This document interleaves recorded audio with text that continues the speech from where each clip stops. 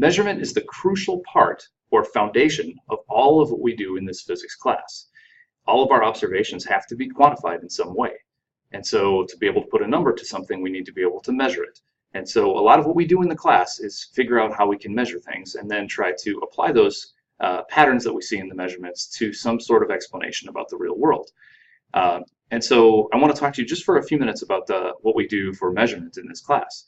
So in a typical general physics class, you might think, of course, you use the metric system, and you'd be right.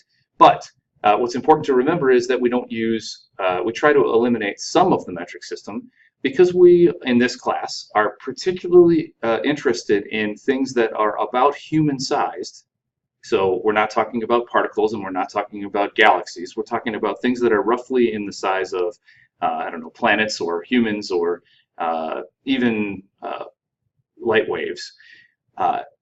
Between those ranges there's a lot of variation in size, but there's one unit that's right in the middle, and that unit is what we want to use. And so as we look at it here, we have to try to limit the units in the metric system that we use. So from now on, if you are not specifically instructed to do so, you should use the MKS system. So the MKS system right here is the meters, kilograms, and seconds system. So meters, kilograms, and seconds. And of course, those are for length and mass and time.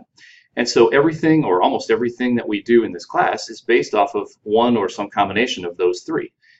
There are a few additional ones that we haven't talked about yet, like degrees Celsius or Kelvin, if you wish, or some other ones that we would throw in there later on that are not actually derived units. But for the most part, it's all going to be based on this stuff. So you're going to hear things like newtons or joules or watts. But you can always break those newtons and joules and watts back down into meters and kilograms and seconds. So that's important to remember. Our next topic is kind of, I think, a little obvious, and that is that we want to try to get the most accurate measurement that we can. Now, it seems simple to think about this, but it's important to remember that accuracy really is about how close you are to what the actual value is. Can you ever get exactly the correct value? The answer to that is no. There's always going to be some error in your measurement. The reason for that is kind of a simple one. If you've ever tried to measure anything, you know that very, very, very rarely, let's say I'm going to measure this small piece of marble track, and I'm going to use a meter stick to do that. If I'm going to go ahead and put this on there and measure it out, I'm going to find that the track itself doesn't perfectly land on a line. And even if it does perfectly land on a line to my eyes, odds are better than not I could put this under a microscope and find a little bit of a difference. And so the answer to this is that we unfortunately have to accept the fact that we are going to get close to the correct answer. If we do everything the right way, we should get close, but not exact. And so that's important to remember for what we're working with here. So accuracy is to do the best job that you can. Now, one of the things that you might want to consider as you're working on your accuracy is that some of the measurement devices, particularly meter sticks in class, may not necessarily be perfectly accurate because of the fact that they are not exactly in as good a shape as they would have been when you first bought them. And so you can see people have banged this on the floor quite a bit, and so as a result, this edge is really kind of bent up and notched. And so as a result, my guess is that if you tried to measure something directly from the edge of the meter stick, you probably wouldn't get a very good value. So my suggestion, as always, is to start from the 1 centimeter line and then measure your way out. Now again, just like we heard before, you don't use centimeters, so it's from the 0.01 meter line. The other part of accuracy has to do with the fact that you should always, always, always use all of the lines and in the spaces in between the lines on your measurement device. And so if your measurement device says this number, you should use it, right? You shouldn't round off anything that you see on your measurement device until you do math with it later on. So please remember to try to use all of the information you can. Middle school children, for example, when they get a meter stick, will just round off to the nearest centimeter and think that's okay. But the meter stick goes to the millimeters, and then you can estimate the spaces in between the millimeters, and you really should do that every time you have a chance to do that. So just keep that in mind. We want to try to get the most information we can out of the measurement device, and that will help to ensure the fact that we are trying to be as accurate as possible. So our third topic is all about precision. And in the real world, accuracy and precision are kind of synonyms. We could use them, you could say, hey, that measurement's really precise when you mean it's close to the real value. That's not the way that it's actually used in science. And so we have to be careful about that.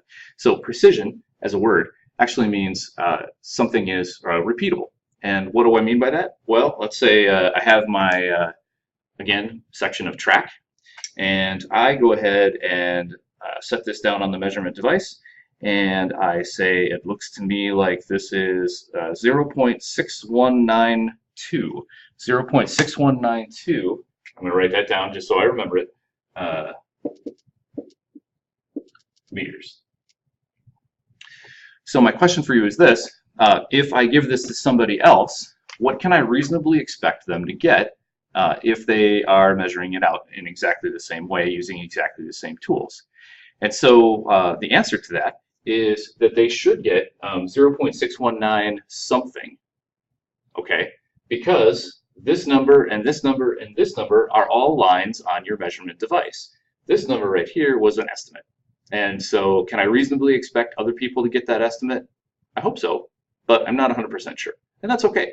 So any measurement that you make is going to include some that you get from the measurement tool and then some that you have to estimate.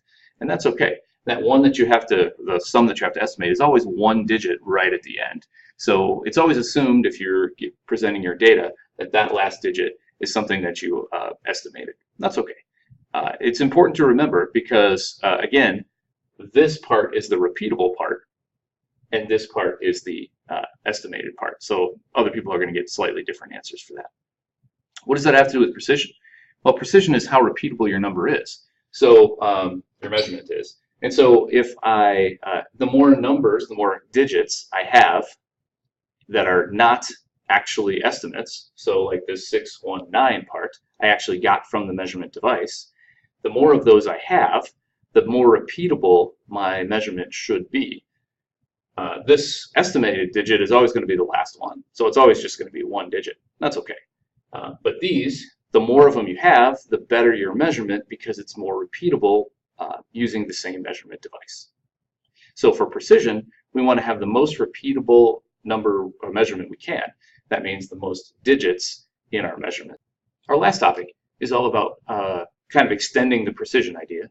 And that, remember, was based on the digits that you have. So the more digits, the more repeatable your measurements. So you can see the number of digits are actually important when you report out your data.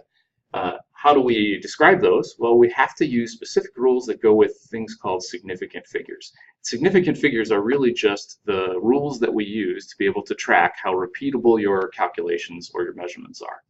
So they are a little tricky, and we're going to go over them in class. But I just wanted you to understand why we use them. Significant figures is a way to track the precision of both your measurement tools and your procedure that you use in your experiment. So we have to learn rules for how we calculate the number or count the number of significant figures, and then also how we track the number of sig figs through calculations. The calculations part is not tricky, but sometimes the calculating the number or counting the number of sig figs is a little deceptive, and so that's why we're going to go ahead and do that together in class. Again, sig figs important because they're talking about measuring the precision.